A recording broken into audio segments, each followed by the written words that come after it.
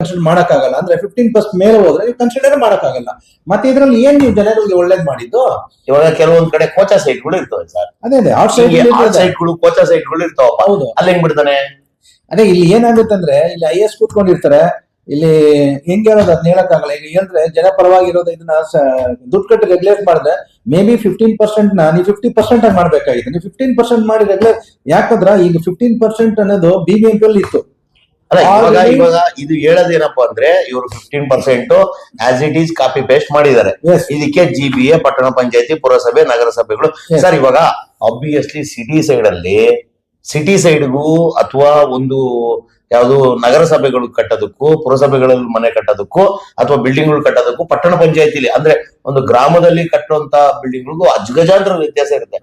ಯಾಕಂದ್ರೆ ಇವತ್ತು ನಗರ ಪ್ರದೇಶದಲ್ಲಿ ಕಟ್ಟೋರು ಆಬ್ವಿಯಸ್ಲಿ ಒಂದು ಏನು ಬಾಡಿಗೆಗೋಸ್ಕರನೇ ಮನೆ ಕಟ್ತಾರೆ ಅಥವಾ ಬಾಡಿಗೆ ಕೊಡೋದಕ್ಕೆ, ಅದರಿಂದ ಉಪಜೀವನ ಮಾಡೋದಕ್ಕೆ ಒಂದು ಬಿಲ್ಡಿಂಗ್ ಗಳನ್ನ ಕಟ್ಕೊಂಡಿರ್ತಾರೆ. ಅಲ್ಲಿಗೂ ಇಲ್ಲಿಗೂ ಎಲ್ಲ ಒಂದೇ ರೇಟು. ಇಲ್ಲಿ ನೋಡಿ, ಅದಕ್ಕೆ ಇದನ್ನ ಹೇಳ್ತೇನೆ, ಸೆಟ್ ಬ್ಯಾಕ್ ಕವರೇಜ್ ಏರಿಯಾಗೆ 1000 ರೂಪಾಯಿ ಫೈನ್ ಅಂತೆ. ಯಾವ್ದಕ್ಕೆ? ವಸತಿ ಮತ್ತು ಕೈಗಾರಿಕೆ. ವಾಣಿಜ್ಯಕ್ಕೆ 1500. ಇವ್ರು ಏನಾಗಿ ಅಲ್ಲಲ್ಲ, ಇದು ಪಟ್ಟಣ ಪಂಚಾಯತಿಗೆ, ಅದೇ ಮಹಾನಗರ ಪಾಲಿಕೆಗೆ 2000 ಅಂತೆ, 3000 ಅಂತೆ. ಅಲ್ಲ ಸ್ವಾಮಿ, ನೀವೆಲ್ಲ ಏನ್ ಓದ್ಕೊಂಡ್ ಬಂದಿದ್ದೀರಾ? ಇಲ್ಲಿ ಫಸ್ಟ್ ಆಫ್ ಆಲ್ ಒಬ್ಬ ಸಾಮಾನ್ಯನ ನಾಡಿ ಮಿಡಿತ ಗೊತ್ತಾ ನಿಮ್ಗೆಲ್ಲ ಅಂತ. ಅಲ್ಲ ರೀ, ನಗರ ಪ್ರದೇಶದಲ್ಲಿ ಇರೋನು 3000 ರೂಪಾಯಿ, 1000 ರೂಪಾಯಿ ಅಂದ್ರೆ ಇವನೇನ್ ಬೀಜ ತೆಗಿತಾನೇನ್ರಿ? ಹೆಂಗ್ರಿ ಇವ್ರಿಗೂ 1700 800 ರೂಪಾಯಿ ಡಿಫ್ರೆನ್ಸ್ ಕ್ವೆಶ್ಚನ್ ಮಾಡ್ತೀರಾ? ಏನ್ ಮನುಷ್ಯರಲ್ವೇನ್ರಿ ಇವ್ರೆಲ್ಲ? ದುಡಿಯಲ್ವೇನ್ರಿ? ಏನ್ ಕೊಳ್ಳೆ ಹೊಡ್ಕೊಂಡ್ ಬರ್ತಾರೇನ್ರಿ? ನಿಮ್ಗೆ ಸೈಟ್ ವ್ಯಾಲ್ಯೂ ಇವತ್ತು ನೀವು ಕನಿಷ್ಠ ಅತಿ ಕನಿಷ್ಠ ಅಂದ್ರು ಇವತ್ತು ನಗರ ಪ್ರದೇಶ ಆಗಿರ್ಬೋದು ಅಥವಾ ನಗರದಿಂದ ಹೊರ ವಲಯದಲ್ಲಿ ಆಗಿರ್ಬೋದು 30 ರಿಂದ 50 ಲಕ್ಷ ರೂಪಾಯಿ ಸೈಟ್ ಕಮ್ಮಿ ಇಲ್ಲ. ನೀವು ಹೇಳ್ತೀರಿ 2.2% ಸೆಟ್ ಬ್ಯಾಕ್ ಬಿಡು ಅಂತೀರಾ. 2.2ಗೆ 7 ಫೀಟ್ ಆಯ್ತು. ಹಿಂದ್ಗಡೆ ಹೇಳ್ತೀರಾ 1.5 ಮೀಟರ್ ಅಂತೀರಾ. ಆ ಕಡೆ ಈ ಕಡೆ 1 ಮೀಟರ್ ಅಂತೀರಾ. 60-40 ಎಷ್ಟು ಸ್ಕ್ವೇರ್ ಫೀಟ್ ಬರುತ್ತೆ ಗೊತ್ತೇನ್ರಿ ಇದು ಸೈಟು? ಯಾರಪ್ಪನ್ ದುಡ್ಡ್ರಿ ಇದೆಲ್ಲ?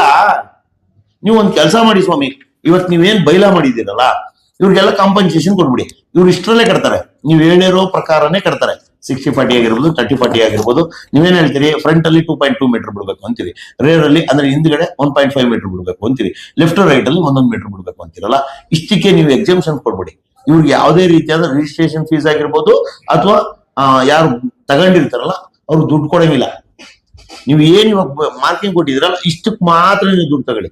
ಟ್ಯಾಕ್ಸ್ ಇಷ್ಟಕ್ಕೆ ಕಲೆಕ್ಟ್ ಮಾಡ್ತಾರೆ ಸರ್. ಇದು ಸೈಟ್ ಎಷ್ಟಿದೆ ಅಷ್ಟು ಕಲೆಕ್ಟ್ ಮಾಡ್ತಾರೆ. ಟ್ಯಾಕ್ಸ್ ಮಾತ್ರ ಸೈಟ್ ಎಷ್ಟಿದೆಯೋ ಅಷ್ಟು ಕಲೆಕ್ಟ್ ಮಾಡಬೇಕು. ಬಿಲ್ಡಿಂಗ್ ಮಾತ್ರ ಇವ್ರು ಹೇಳ್ದಂಗೆ ಕಟ್ಟಬೇಕು. ಈಗ ಇವರು ಏನ್ ಮಾಡಿದ್ದಾರೆ GB ಅಲ್ಲಿ ಇದು ಏನ್ ಮಾಡಿದ್ದಾರೆ ಇದು ಮಾಡ್ಕೊಳ್ಳಿ, ನಮ್ಗೆ ಇದ್ರ ಬಗ್ಗೆ ಇದಿಲ್ಲ.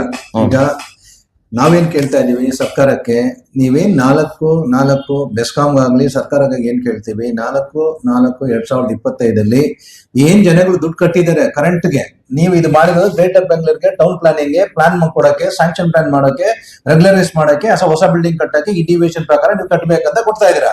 ಇದು ಇನ್ ಫ್ಯೂಚರ್ ಬರೋದಕ್ಕೂ ಎಕ್ಸಿಸ್ಟಿಂಗ್ ಏನಾಗುತ್ತೆ ಅಂದ್ರೆ ಇವ್ರಿಗೆ ಏನ್ ಗೊತ್ತಾ ಮಾಡ್ತಾ ಇರೋದು, ಸುಪ್ರೀಂ ಕೋರ್ಟ್ ನ ವೈಲೇಷನ್ ಮಾಡಬಾರ್ದು.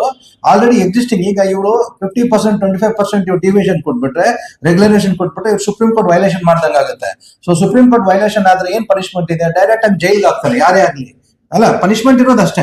ಯಾಕಂದ್ರೆ ಸುಪ್ರೀಂ ಕೋರ್ಟ್ ಆರ್ಡರ್ನ ಒಬೇ ಮಾಡಿದ್ರೆ ಒಬ್ಬ ಸರ್ಕಾರಿ ಅಧಿಕಾರಿ ಆಗಲಿ ಯಾರೇ ಆಗ್ಲಿ ಅದ್ರಲ್ಲಿ ಬರೋದು ಕರೆಕ್ಟ್ ಆಗಿ ಬಂದು ತಗೊಳ್ಕೊಳ್ಳೋದು ಸರ್ಕಾರಿ ಅಧಿಕಾರಿಗಳೇ, ಮೇ ಬಿ IAS ಆಗಿರ್ಲಿ, ಯಾರು ಇರ್ತಾರೆ ಇದಕ್ಕೆ ಟೌನ್ ಪ್ಲಾನಿಂಗ್ ಅಲ್ಲಿ ಇರ್ತಾರೆ ಅವರೇ ಬರ್ತಾರೆ. ಯಾಕಂದ್ರೆ ಇದು ಇಶ್ಯೂ ಮಾಡಿರೋದು ಯಾರು?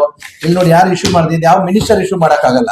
ಸೊ ಇಲ್ಲಿ ನಮ್ ಪಾಯಿಂಟ್ ಏನಂದ್ರೆ, ನಾವು ಮಾತಾಡೋದು ಪ್ರತಿಯೊಬ್ಬ ಗುತ್ತಿಗೆದಾರ ಆಗ್ಲಿ ಗ್ರಾಹಕರ ಪರವಾಗಿ ನಾವು ಏನ್ ಮಾತಾಡ್ತಾ ಇದೀವಿ, ನೀವು 4-4-2025 ಏನ್ ಜನಗಳ ಹತ್ರ ದುಡ್ಡು ಕಟ್ಸ್ಕೊಂಡು ಇದುವರೆಗೂ ಕರೆಂಟ್ ಕೊಡದೆ ನೀವು ಸತಾಯಿಸ್ಕೊಂಡು ಈ ಟೌನ್ ಪ್ಲಾನಿಂಗು ನಮ್ ಬೆಸ್ಕಾಂಗು ಕನೆಕ್ಟ್ ಮಾಡಿ ಇವತ್ತು ಕರೆಂಟ್ ಕೊಡದೆ ಫಂಡಮೆಂಟಲ್ ರೈಟ್ಸ್ ಅನ್ನೋ ಇದನ್ನ ನೀವು ಕಿತ್ಕೊಂಡು ಬೇಸಿಕ್ ನೀಡ್ಸ್ ನ ಕೊಟ್ಕೊಂಡು ಪ್ರತಿಯೊಬ್ಬರು ಕಾಂಟ್ರಾಕ್ಟರ್ ಹೊಟ್ಟೆ ಮೇಲೆ ಹೊಡ್ಕೊಂಡು ಗ್ರಾಹಕರಿಗೂ ಯಾವ ಸ್ಥಿತಿ ತಂದಿದ್ರೆ ಅಂದ್ರೆ ಆ ಗ್ರಾಹಕರು ಮನೆ ಬಾಡಿಗೆ ಕೊಡಕ್ ಆಗ್ತಾ ಇಲ್ಲ, ಏನು ಮಾಡಕ್ ಆಗ್ತಾ ಇಲ್ಲ. ಯಾಕಂದ್ರೆ ಟೆಂಪ್ರವರಿಯಲ್ಲಿ ಇದ್ರೆ ಒಂದು ಯೂನಿಟ್ ರೇಟ್ ಜಾಸ್ತಿ ಇದೆ ಅಂತ ಅವ್ರು ಬಾಡಿಗೆಗೆ ಬರಲ್ಲ. ಸೊ ನೀವು ಯಾವ ತರ ಮಾಡಿದ್ರೆ 4 ನೀವು ಇನ್ನೂ ಸರ್ವಿಸ್ ಕೊಡಿದ್ರೆ ಇನ್ನೂ ಡ್ರಾಮಾ ಆಡ್ತಾ ಇದೀರಾ. ನಾನು ಬೆಸ್ಕಾಂ DTಗೆ ಕೇಳ್ತಾ ಇದ್ದೀನಿ, MD ಅವ್ರಿಗೆ ಕೇಳ್ತಾ ಇದೀವಿ. ನೀವು ಇನ್ನೂ ಅದಕ್ಕೆ ಡಿಸಿಷನ್ ತಗೊಳ್ದೆ ನಾನು ತಗೊಳ್ತೀವಿ, ನಾವು ಮಾಡ್ತೀವಿ, ಇನ್ನ ಸ್ವಲ್ಪ ಟೈಮ್, ಏನಕ್ಕೆ ಟೈಮ್ ಬೇಕು ಅವ್ರು ತಗೋತೀವಿ ಅಂತ ಹೇಳ್ತಾನೆ ಇಲ್ವಲ್ಲ, ಗೌರ್ಮೆಂಟ್ ಕಡೆ ಬರಲು ಅಲ್ಲ, ತೋರಿಸಲ್ಲ. ಒಬ್ರು ದುಡ್ಡು ಕಟ್ಬಿಟ್ಮೇಲೆ ಮೊನ್ನೆ DT ಏನ್ ಹೇಳಿದ್ರು, ಇಲ್ಲ ತಗೊಳ್ತೀವಿ, ಜಲ್ದಿ ತಗೊಳ್ತೀವಿ. ನೀವ್ ಏನ್ರಿ ಜಲ್ದಿ ತಗೊಳ್ಳೋದು? ದುಡ್ಡು ಯಾಕೆ ಕಟ್ಸ್ಕೊಂಡ್ರಿ? ದುಡ್ಡು ಕಟ್ಮೇಲೆ ರೆಗ್ಯುಲೈಸ್ ಮಾಡ್ಕೊಡಿ. ಇಲ್ಲ ಅಂದ್ರೆ ಏನ್ ಡಿಸೆಂಬರ್ 17, 2025 ವರೆಗೂ ಅವತ್ತಿಂದ ಏನು ಸುಪ್ರೀಂ ಕೋರ್ಟ್ ಆರ್ಡರ್ ಬಂತು, ಅಲ್ಲಿಂದ 4ನೇ ತಾರೀಕು ಏನ್ ಸರ್ವಿಸ್ ನೀವು ಕೊಟ್ಟಿದ್ರೆ ಎಲ್ಲ ಡಿಸ್ಕನೆಕ್ಟ್ ಮಾಡ್ರಿ, ಇಲ್ಲ ಇಲ್ಲಿ ಕಟ್ಟಿರೋರ್ಗೆಲ್ಲ ಸರ್ವಿಸ್ ಕೊಡಿ. ಎರಡರಲ್ಲಿ ಒಂದ್ ಮಾಡಿ, ಇಲ್ಲ ಪೆನಾಲ್ಟಿ ಕೊಡಿ. ಅಲ್ಲ ಎರಡರಲ್ಲಿ ಒಂದ್ ಮಾಡಿ. ಕಟ್ಸ್ಕೊಂಡಿರೋರ್ಗೆ ಪೆನಾಲ್ಟಿ ಈ ಕ್ಲಾಸ್ ಅಪ್ಲಿಕೇಬಲ್ ಮಾಡಿ ಕಲೆಕ್ಟ್ ಮಾಡಿ ನೋಡೋಣ. ನಿಮ್ಗೆ ಏನಾದ್ರು ಇದಿದ್ರ, ಇದು ಎಲ್ಲಿ ಎಷ್ಟು ಸೈಟ್ ಮೆಜರ್ಮೆಂಟ್ ಕೊಟ್ಟಿದ್ರ? 60-40 ಕೊಟ್ಟಿದ್ರ, 216 ಮೀಟರ್ಸ್ ಕೊಟ್ಟಿದ್ರ. ಇದಕ್ಕೆ ನಮ್ ಬೆಸ್ಕಾಂ ಏನ್ ಸಂಬಂಧ ಇದೆ? ನೀವು ಕರೆಂಟ್ ಕೊಡೋದು ಫಸ್ಟ್ ಆಫ್ ಆಲ್ ನೀವ್ ಏನ್ ಮಾಡ್ತೀರಾ? ದುಡ್ಡು ಕಟ್ಟಿರೋ 4ನೇ ತಾರೀಕು ಏನ್ ದುಡ್ಡು ಕಟ್ಟಿದ್ರ? ದುಡ್ಡು ಕಟ್ಟಿ ವರ್ಕ್ ಆರ್ಡರ್ ಆಗಿ ಎಲ್ಲ ಅಲ್ಲಿರೋದ್ ನಮ್ಮ ಮೊನ್ನೆ ಏನ್ ಮಾಡಿದ್ರಿ, ಮೌಖಿಕವಾಗಿ ಹೇಳ್ಬಿಟ್ರಿ ಮೀಟರ್ ಹಾಕಿರೋದು ನಂಬರ್ ಕೊಡ್ರಿ, ಅದು ಆಲ್ರೆಡಿ ನಂಬರ್ ಹಾಕಿ ಮಾಡಿದ ಎಷ್ಟೋ ತಿಂಗಳಾಗ್ಬಿಡ್ತು. ಈಗ ದುಡ್ಡು ಕಟ್ಟಿ ವರ್ಕ್ ಆರ್ಡರ್ ಆಗಿರೋದಕ್ಕೆ ಮೀಟರ್ ಪರ್ಚೇಸ್ ಮಾಡದೆ ಅಂತ ನೋಡಿ, ಫಸ್ಟ್ ಅವ್ರು ಸರ್ವಿಸ್ ಕೊಡಿ. ಕಾಂಟ್ರಾಕ್ಟ್ ಒಪ್ಕೊಂಡು ಯಾವ ಪರಿಸ್ಥಿತಿಯಲ್ಲಿ ಅವ್ರು ಇದ್ದಾರೆ, ಗ್ರಾಹಕರಿಗೆ ಎಲ್ಲೂ ಹೋಗಕ್ಕಾಗದೆ ಏನು ಡಿಸಿಷನ್ ತಗೊಳ್ದಾಗ ಸೆಂಟ್ರಲ್ ಕೂತಿದ್ದಾರೆ. ಈ ತರ ಒಂದು ವರ್ಸ್ಟ್ ಸರ್ಕಾರ ಆಗ್ಲಿ, ವರ್ಸ್ಟ್ ಕಂಪನಿ ಬೆಸ್ಕಾಂ ಅಲ್ಲಿ ನಾವು ಇಷ್ಟು ವರ್ಷ ಎಕ್ಸ್ಪೀರಿಯನ್ಸ್ ಇದ್ವಿ, ನಾವು ಈ ತರ ಒಂದು ಬ್ಯಾಡ್ ಎಕ್ಸ್ಪೀರಿಯನ್ಸ್ ಮಾಡಿಲ್ಲ. ಈ ಕಂಪನಿ ಲಾಸ್ ಆದ್ರೂ ಪರವಾಗಿಲ್ಲ ಅಂತ ನೀವು ಸೈಲೆಂಟ್ ಆಗಿ ಕೂತಿದ್ರಲ್ಲ, ನಿಮ್ಗೆಲ್ಲ ಯಾವ ಭಾಷೆಯಲ್ಲಿ ಹೇಳ್ಬೇಕು? ನೀವು ದಯವಿಟ್ಟು ಇದನ್ನ ನಾನು ರಿಕ್ವೆಸ್ಟ್ ಮಾಡ್ತಾ ಇದ್ದೀನಿ. ಬೆಸ್ಕಾಂ ಅವ್ರಿಗೆ ಸುಮಾರು ಸಾರಿ ಮಾಡ್ಬಿಟ್ಟಿದ್ದೀವಿ. 4 ಕಡೆ ಏನ್ ದುಡ್ಡು ಕಟ್ಟಿದ್ರೆ ಫಸ್ಟ್ ಅವ್ರಿಗೆ ಕರೆಂಟ್ ಕೊಡೋದು ವ್ಯವಸ್ಥೆ ಮಾಡಿ. ಈಗ ನಂಬರ್ ಕೊಟ್ಬಿಟ್ರೆ ಆಮೇಲೆ ಇನ್ನೊಂದು ಯಾರಿಗೆ ನಿಮ್ ಹೇಳ್ಬೇಕು? ಇನ್ನ ನಂಬರ್ ಕೊಡಕ್ ನಿಮ್ಗೆ ಯಾರು ಅಥಾರಿಟಿ ಕೊಟ್ಟಿದ್ದು? ನಿಮ್ಗೆ ಯಾರು ರೈಟ್ಸ್ ಕೊಟ್ಟಿದ್ದು ವರ್ಕ್ ಆರ್ಡರ್ ಆಗಿರೋ ನಂಬರ್ ಕೊಡಕ್ಕೆ? ಈಗ ಇರೋದ್ ನಂಬರ್ ಕೊಡಕ್ಕೆ ನೀವು ವರ್ಕ್ ಆರ್ಡರ್ ಆಗಿ ಸರ್ವಿಸ್ ಕೊಡಕ್ಕೆ ನೀವು ಡ್ರಾ ಮಾಡ್ತಾ ಇದ್ದೀರಾ. ಬೆಸ್ಕಾಂ ಅಧಿಕಾರಿಗಳನ್ನ ನಾನು ಕೇಳ್ತಾರೆ, ಬೆಸ್ಕಾಂ DTಗೆ ಕೇಳ್ತಾ ಇದೀವಿ, MDಗೆ ಕೇಳ್ತಾ ಇದೀವಿ. ನೀವು ಫಸ್ಟ್ ಇದು ಸೀರಿಯಸ್ ಆಗಿ ನಮ್ಗೆ ಇದಕ್ ಬಗ್ಗೆ ನಮ್ ಸಂಬಂಧ ಇಲ್ಲ. ಇದು ಓನರ್ ಆಯ್ತು, BBMP ಆಯ್ತು, ರೆಗ್ಯುಲೈಸ್ ಮಾಡ್ಕೊಳ್ತಾರೆ. ನಾವು ದುಡ್ಡು ಕಟ್ಟಿರೋದಕ್ಕೆ ನೀವು ಕರೆಂಟ್ ಕೊಡೋದು ವ್ಯವಸ್ಥೆ ಮಾಡ್ರಿ, ಅಷ್ಟೇ ನಾನು ಹೇಳ್ತಾ ಇರೋದು. ಒಂದು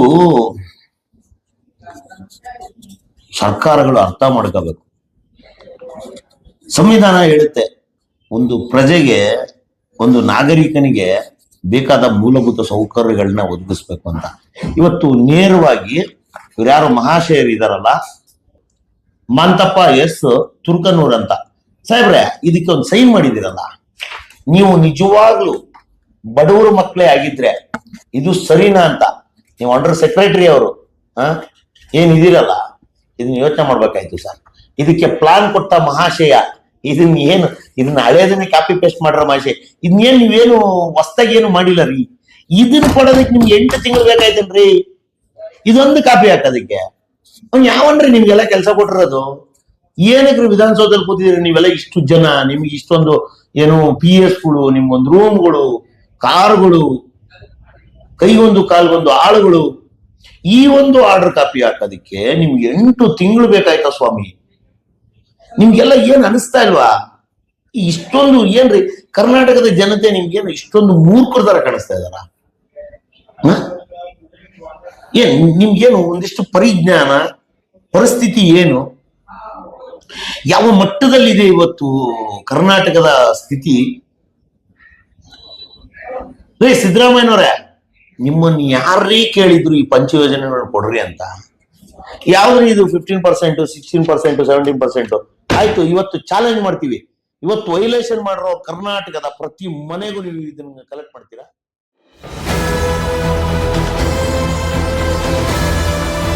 ನಿಮ್ಮ ವಾಣಿ, ಇದು ಕನ್ನಡಿಗನ ಧ್ವನಿ.